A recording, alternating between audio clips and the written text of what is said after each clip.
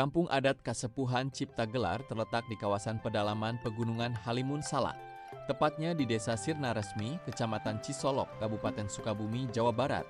Lokasinya yang berbatasan langsung dengan Kabupaten Lebak ini berada di wilayah adat yang masih memegang teguh tradisi leluhur. Berjarak sekitar 44 km dari pusat keramaian Palabuhan Ratu. Dari titik tersebut biasanya dilanjutkan dengan melewati jalur berbatu dan medan menanjak yang cukup ekstrem. Berada di ketinggian sekitar 800 sampai 1200 meter DPL dan dipimpin oleh seorang ketua adat yang bergelar Abah. Masyarakatnya terkenal dengan tradisi pertanian turun-temurun dan memiliki lumbung padi yang sangat khas.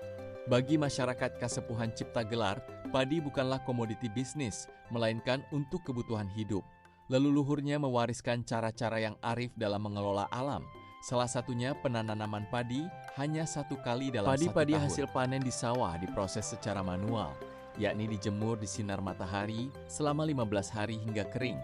Selanjutnya disimpan ke bangunan kecil bernama lewit. Padi-padi yang disimpan di lewit berikut tangkainya dan tahan puluhan tahun tidak rusak. Jujur aja sih, kalau Mamang mah ngiri sama masyarakat di sana. Mereka menjalani waktu yang seperti melambat. Mungkin bahasa orang kota mah slow living. Sepertinya tidak susah buat mereka untuk mencari kebahagiaan. Malah tidak usah dicari ya, tinggal menjalani hidup sesuai ajaran leluhur, rukun, bergotong royong, dan bahu-membahu dalam segala hal, maka bahagia dan tentram itu datang dengan sendirinya. Kasepuhan di kampung ini sejak awal tahun 2020 dialihkan kurang lebih 2 km mengarah ke lereng Gunung Halimun dan diberi nama Kasepuhan Gelar Alam. Untuk mengetahui perpindahan Kasepuhan ini, mari kita simak video penjelasan Kang Apri, warga Cipta Gelar berikut ini. Apri, bisa cerita nggak Kang Apri buat teman-teman yang ada di luar mengenai Cipta Gelar ini, Kasepuhan yang ada di sini, mungkin sejarahnya atau yang lain-lainnya, enggak? Baik, terima kasih Bapak. Di tahun 2001 itu Abah berpindah dari Kasepuhan, dulu namanya itu Cipta Rasa, itu beralih ke namanya di sini, kalau dulu itu Kampung Cikarancang kalau tidak salah, tapi diberi nama dengan Kasepuhan Cipta Gelar oleh Abah Anom disebutnya, atau Abah Encup ya, Abah Sucipta, dinamai Kasepuhan Cipta Gelar.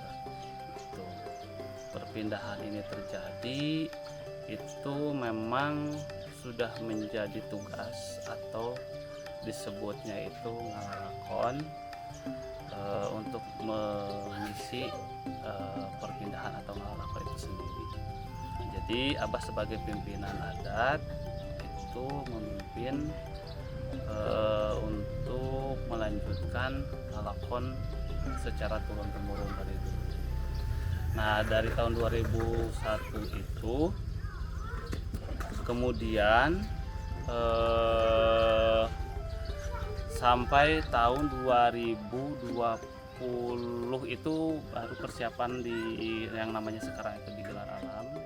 Nah, berpindah lagi dari tahun 2021. Jadi sekitar hampir 20 tahun ya, 20 tahun, 21 tahun. Begitu. Dan terus akan seperti itu gitu Bapak. Nah, di sini sendiri semua gitu ya yang menjadi apa istilahnya baris kolot atau para titipan, baris rendangan ikut dengan Abah. Ada perangkat-perangkat Abah di dalamnya juga yang ikut ke sini seperti itu. Dan terus gitu ya mengisi ketika ada hal-hal yang sifatnya diperlukan atau dipentingkan dalam apa istilahnya di rorokan, kan rorokan itu masing-masing tugas gitu ya. Ada rorokan pamakayaan, ada rorokan kadukunan, ada rorokan amil, bengkong, dan lain-lain. Seperti itu Bapak. Kira-kira dasar untuk memindahkan Kasepuhan itu secara garis besarnya apa itu Kang? Gimana maksudnya Bapak? Dia harus pindah gitu dari satu tempat ini, dari Cipta Gelar ke sekarang kan ke Gelar Alam ya? Oh iya. Jadi di situ tuh kami itu ada yang namanya itu lemah itu atau tanah atau hutan itu awisan. Jadi awisan itu suatu tempat di mana suatu saat akan mengisi lalakonnya ke situ. Nah sebenarnya di sekitaran sini sampai ke hutan itu kan ada awisan-awisan di dalamnya yang dari dulu gitu ya, udah 600 tahun, 6 ada badan lebih itu udah ada cirinya gitu, ada ciri yang memang akan berpindah ke situ. Nah untuk waktunya itu sendiri kami sebagai masyarakat biasa nggak bisa memprediksi atau kapan atau bagaimana itu nanti Abah yang akan memutuskan harus pindah kemana dan kapan berpindahnya. Jadi wilayahnya sudah ada, cuman nanti berpindahnya akan ke arah mana itu dari Abah dulu yang akan memutuskan. Selanjutnya, jadi semua perangkat yang ada di Kasepuhan sekarang ini di apa Cipa Gelar ya, Iya. di Cipa Gelar itu dibawa ke Gelar Alam. Gelar Alam. Untuk warganya gimana, Kang? Nah untuk warganya itu disebutnya itu kan dari yang rorokan ini ya ada menteri-menterinya lah itu rorokan. Di rorokan itu kan ada rendangan apa, ada anaknya, ada pegawai-pegawainya yang satu rumpun lah, satu keturunan itu mengikuti gitu kan ke sana, ikut berpindah secara bertahap seperti itu. Nah yang lain-lainnya juga termasuk rorokan yang lain atau misalkan turunan atau rendangan ketika misalkan kekurangan dalam apa ya istilahnya kapasitas warga itu juga berpindah tapi sesuai dengan kepentingan seperti itu. Untuk warga di luar daripada rorokan, mereka tetap masih di Kasepuhan yang lama ya? Betul, itu namanya kampungnya itu disebutnya Tarik Kolot. Seperti si Cipta Gelar nih, dulu kan Kasepuhan Cipta Gelar. Ya. Ini disebutnya itu Tarik Kolot.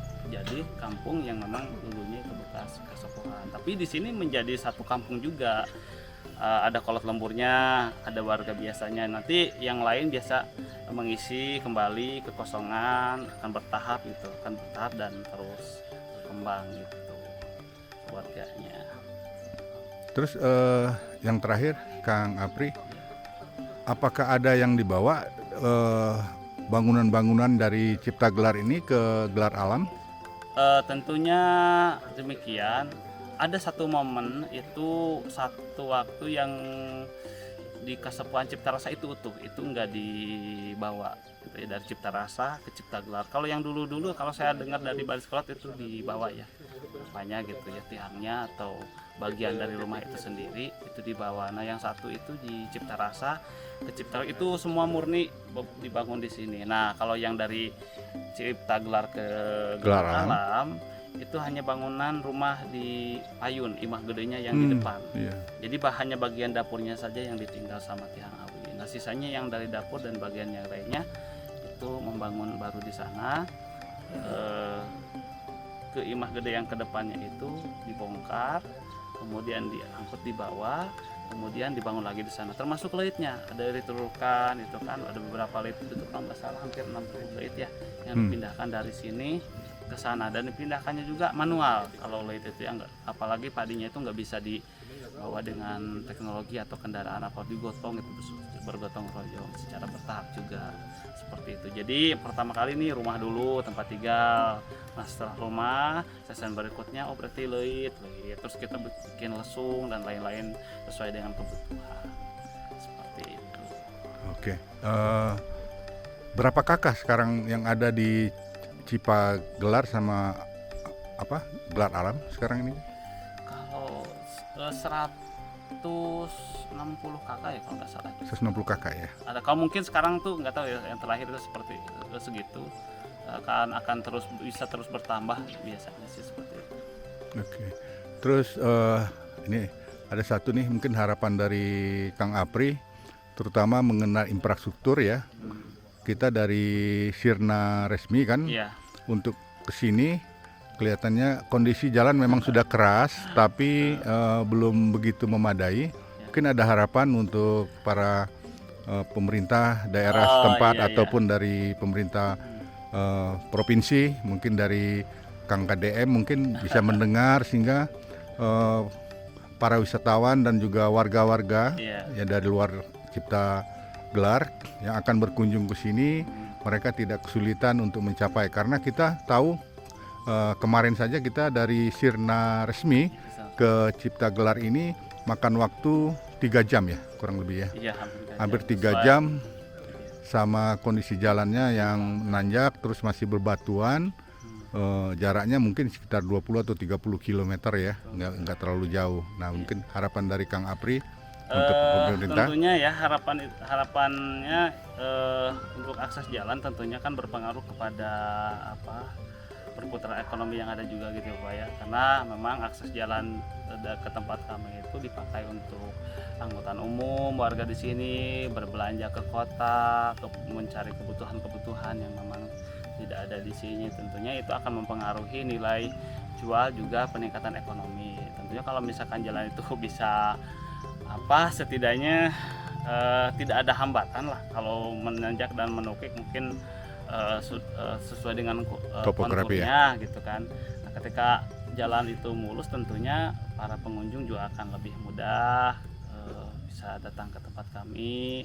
Kemudian mungkin di sini akan tercipta lapangan pekerjaan yang baru, meningkatkan UMKM kecil, kreativitas masyarakat karena kan pengunjung semakin banyak. Mungkin di sisi lain juga tadi kebutuhan masyarakat yang memang dibutuhkan untuk bisa hulu hilir dari kota sampai ke tempat kami, karena sejujurnya ketika misalkan akses itu semakin baik tentunya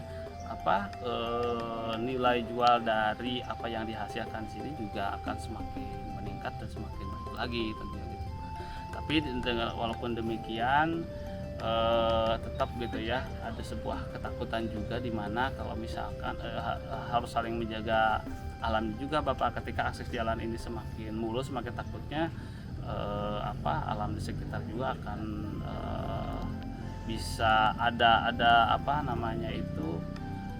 kepentingan yang lain termasuk kerusakan hutan dan lain-lain. Tentunya itu kita harus bersama-sama juga ya. Di sisi lain jalannya harus mulus, harus rapi, di sisi lain juga harus bisa menjaga lingkungan dan sekitarnya gitu Bapak. Terima kasih Kang Apri. Semoga apa yang disampaikan oleh Kang Apri bisa ditindaklanjutin bagi yang berwenang. Assalamualaikum.